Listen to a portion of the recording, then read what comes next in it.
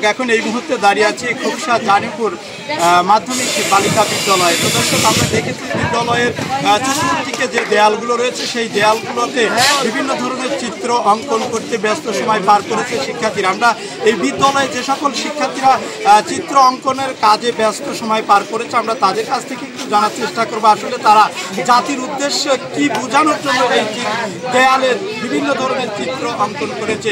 বিস্তারিত আমরা শিক্ষার্থীদের কাছ থেকে একটু জানার চেষ্টা করবো।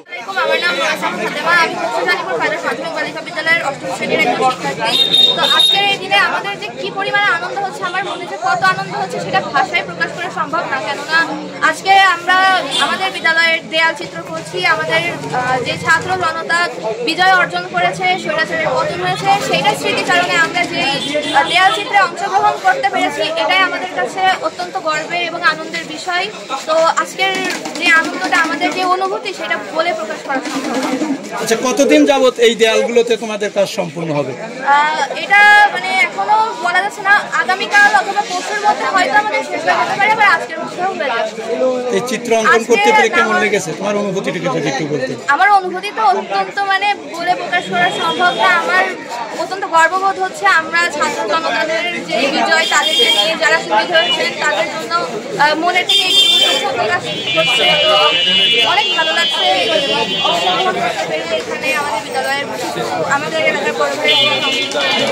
আসসালামু আলাইকুম, আমার নাম নিহানা রোজা ইরমা। তো আমি গার্লস স্কুলের এই দেওয়াল অঙ্কনে আমি অংশ নিয়েছি। এখানে অনেক সুন্দর সুন্দর অঙ্কন করা হচ্ছে দেওয়ালে।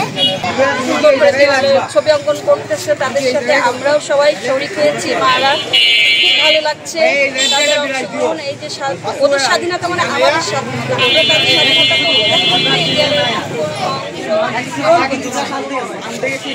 খোকসা জানিপুর মাধ্যমিক বালিকা বিদ্যালয় চত্বর থেকে মোহাম্মদ হাফিজুল ইসলাম বকুল, নিউজ 25, খোকসা, কুষ্টিয়া।